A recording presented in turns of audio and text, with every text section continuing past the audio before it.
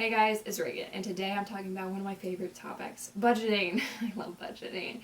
And today I'm going to tell you how I save money studying abroad and to give you all my tips and secrets and all these things so I can help you guys out. The first thing I want to talk about is flights. So flights is where I spent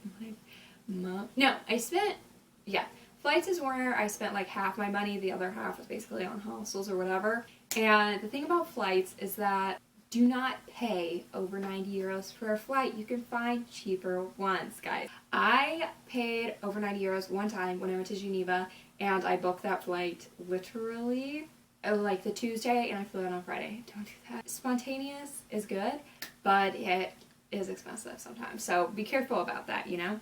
So the other thing about it is that I had a friend that really wanted to go to Budapest, right? She really wanted to go. But flights to Budapest were always like $150 to $200, which was crazy. I was not about to spend that kind of money. So it never worked out really for her to go to Budapest because it was a weird time. So you're not going to be able to go to every city you may want to go to. And what I encourage you to do is download the Skyscanner app. First of all, this will help you out later when you're abroad, but before you go abroad, so that way you know which cities are usually cheaper to fly into and which are not. So that can be very important. The other thing I want to say is that you should book early. So what I mean by this is that I noticed that the flights were really cheap as soon as I landed in Madrid. Like, I could get a flight to Milan round trip, $22, which I really wanted to do, but then luckily I didn't do it because I ended up seeing Francesca Hayworth at the Royal Ballet, so like that was that weekend. So luckily I didn't book it because of my friends or whatever, but they were super cheap as soon as I got there. What I encourage you guys to do is go to syllabus week, get all your syllabi, figure out when your tests are, wherever, when you want to take breaks, like other things going on, like when you have a flamenco show, whatever, and then book your flights. The other thing that's great about booking early is that it allocates the funds in advance. I'm going to talk about this later, but that way you don't spend it. And of course, budget airlines are your best friend. I flew Ryanair a ton. So be careful though, because they do have hidden fees. As I talked about in my biggest mistakes video, I did end up paying the 70 euro airport tax or whatever fee for Ryanair because I missed the check-in time by 2 minutes. Do not do this, okay? Make sure you print out your boarding pass 24 hours in advance so you can get the random so it's free, and then also you check in on the app in the 24 hours and before the 2 hours before your flight, okay? Just do that, you're fine. So yeah, I talked about this on my biggest mistakes and other things that you can learn from me admitting to things I was an idiot for, so that's there. And then you're going to want a backpack. So I just used my regular school backpack because it was easy, it fit in under the seat in front of me so no one could ever complain that it wasn't a personal bag, blah, blah, blah, blah.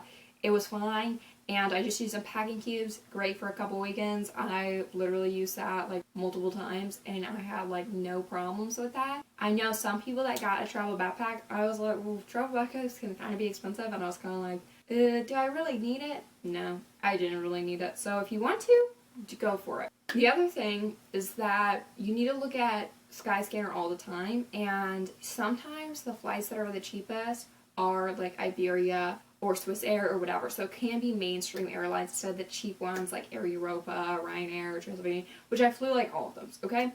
So the thing is that I would cross-check and check Iberia, like its own website itself, like I was constantly just checking and seeing, and also what I found is with the mainstream airlines that if you fly out on Thursday and come back out on a Monday, or sometimes if you come back on like a Saturday or whatever, if you have like a different type of plan than the normal Friday to Sunday, then it's much cheaper. You can save so much money by doing this. So that's why I encourage you, do not have classes on Friday if you can avoid it, and have classes maybe later in the afternoon on Monday. That's how I saved hundreds of dollars for my flights because I really wanted to go like Rome and Paris. So that's how I was able to do that affordably. The other thing is that when you get there, where are you going to stay? So I know it's very trendy to go to have Airbnbs, whatever. Everyone has Airbnbs and everyone's always about it. A bunch of people, like my whole friend group, they were all so Airbnb like people. And I was like, I'm just going to stay in a hostel. Okay, like hostels are it for me. I did end up staying in a couple Airbnbs. So if you have a group that has like 4 or more, I would encourage you to look into Airbnbs because it might be a cheaper option for you.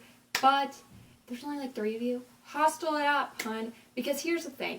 Airbnbs, you have to meet up with the owner and get the keys and whatever sometimes. So it's not always like, check in, whatever. And then also, you have to be in contact with them, because my thing is that I've been places, I haven't had internet, I've gotten lost, it's been an issue, and like my friends, one time they arrived to the Airbnb like late because of delay on transportation, and then they got hit up with like a 40 euro fee. So like, it can be difficult. I just like to limit my unknown variables, and staying at hostels are like hotels. So they have a front desk person. Most of the time, it's 24 hours. You can double check on Hostel World, which I booked everything from, and you can tailor it out, filter it, whichever location you want. There's tons of options there. I stayed in a lot of great hostels that I absolutely love, had a perfect time. I met some new people. We had some fun chats from people. Like, it was fine. I really like hostels. You are not going to get the best hotel experience, right? Who cares? Like, at the end of the day, how often are you actually going to be in your hostel? You should be out there experiencing all this stuff and just like going on the town. You shouldn't really be staying. You know, you're just going to sleep there. So most of them have great showers and stuff. You'll be totally fine, okay? So that's why I really encourage you guys to use hostels. I know that it can be kind of scary, but trust me, once you jump off it, it's really not that bad, okay? So, especially, like, I have some good recommendations that I'll rec in the description for you guys. The other thing you need to know is how to utilize buses. So, sometimes what's interesting is that a flight to a certain airport can be much cheaper than a flight to an airport that's only a couple hours away and maybe a different country. So, the thing is, what you should do is just take a bus. I know, like, for me, I looked up, like, Amsterdam, because I was like, oh, Amsterdam is fun. I didn't end up going, but I knew friends that wanted to go or whatever. So I was like, look, what you should do is go to Brussels, because it's way cheap to go to Brussels. There's a lot of good deals to fly to Brussels from Madrid. Okay? And then just take a little bus, go to Amsterdam for the day, and then you get the best of both. You see Brussels and Amsterdam or whatever. So it really was no problem for them. The other thing is that there's a lot of cities like that. Geneva, well, first of all, Lyon is right there, so you barely need a bus, you know. So, like, and then there are a lot of closeness, like, especially if you go to Germany, whatever. Use buses. I use buses getting around Madrid. I did go to a bunch of major European cities, so I didn't necessarily use buses to get to other places, but Ryanair would have deals to go to, like, Manchester, but I really wanted to go to Edinburgh.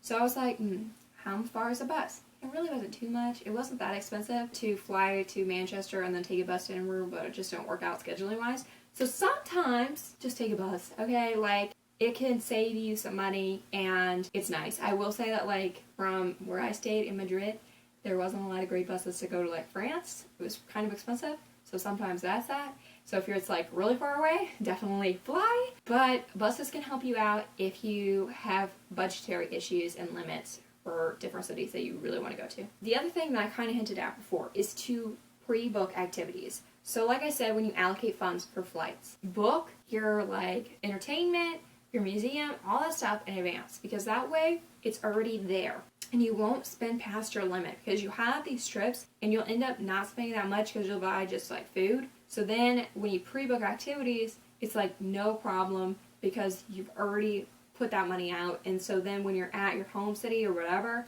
or doing other trips, you can worry less and keep checking your bank account and be like, oh, I need this much money for this next trip because I want to do X, Y, Z. So it's really helpful to pre-book activities.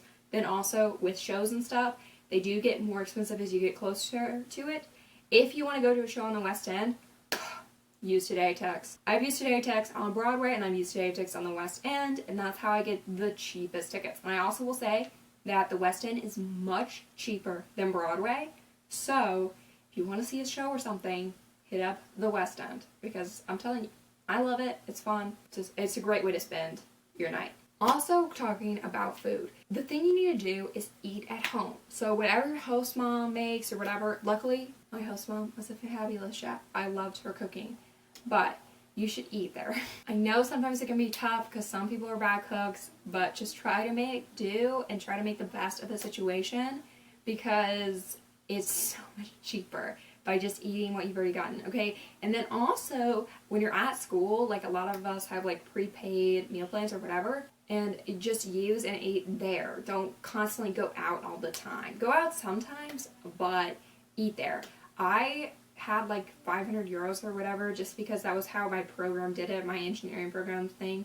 And I ended up like taking a bunch of like pre-packaged sandwiches and chips and whatever on my trips. So that way that also led into my snacks. So I didn't have to go to the grocery stores, which is something you should also be doing. Go to the grocery stores, because especially in Spain, they're hella cheap. If you are in Switzerland, I will tell you maybe you should load up when you're on trips, because Switzerland's pretty expensive, or just go to like the neighboring, like I know Geneva, just go to France and you get a lot cheaper groceries, but that's expensive, but that's the only grocery store I found was expensive. So trust me, just use your grocery stores, and then you can have snacks on your trips, because you don't have to buy every meal. Like, yes, it's fabulous to check out and try the new great cuisine of wherever you are, especially French cuisine. Love it. But the thing is that it gets really expensive, like especially dining in on meals, like it can add up really quickly. And then also you're kind of wasting time, because the service is not always that quick, and you're just sitting there in a restaurant for a long time. Now that can be great at the end of the night, but you know, maybe you should have just brought out some snacks and whatever to kind of fill you up, so that way you can just get little bits here and there, like some street food or like at markets, you know? So that's really what I encourage. The next tip is something I always talk about, is do not travel every weekend. So basically, if you travel every weekend, obviously that's going to cost a lot more than staying at home. And the thing about it is that your home city is probably great. Well, I love Madrid. Like, Madrid was a great home city, and I know a lot of the other ones. Europe is just great, and your home city has its own charm and whatever, and just kind of find your scene and chill, relax, sleep, you know, and just take a break from spending a lot and flying. Because I know it seems like go, go, go, you got to try to visit everywhere, but you'll end up not liking it as much because you'll be burnt out. Okay, little bonus fact. If you're trying to save money on clothing, look, Primark is the cheapest, okay? So this shirt is from Primark. Like, Madrid has a huge Primark for some reason on Gran Via, and like, look, it was great, 4 euros. I like this shirt a lot, and I've got a bunch of cheap things there. Cheap shoes that I can just toss at the end of my trip, you know, if I need them for certain things. Umbrellas, stuff that you kind of miss or whatever. Primark is like the IKEA of clothing stores, because everything's just really cheap there, and like it's probably the same quality as like Forever 21, honestly, but I would utilize that. Zara's also pretty cheap. Mango's not that bad. Zara's cheaper in Spain. Topshop is a lot cheaper in the UK. Like, just go to those places. Also, H&M is much cheaper in Europe. It's nice. Shop around, you know, because it's not that bad, but I would say that Primark has saved my life a lot of times when I needed things like a random towel or a sheet, you know? So that's what I recommend you guys if you need something quick. And Primarks are in a lot of European cities, so there you go. So guys, that's my tips to save money abroad. I hope this helped you out. I really do love budgeting, and I just want people to save money, because that's the most important. I hate seeing people waste money. I really do care, and I hope this has helped you. And if you like this video, please subscribe for more content like this. I'll do more college helpful videos and kind of strategies and things that you can use. And then also, of course, I just like to have fun, and if you want to watch me actually in my study abroad vlogs, I have a ton of them, and so you can see these plans in action where I actually got to spend my money on. And yeah, so like this video if you liked it and found it informative, and bye bye guys, have a good night, or whatever.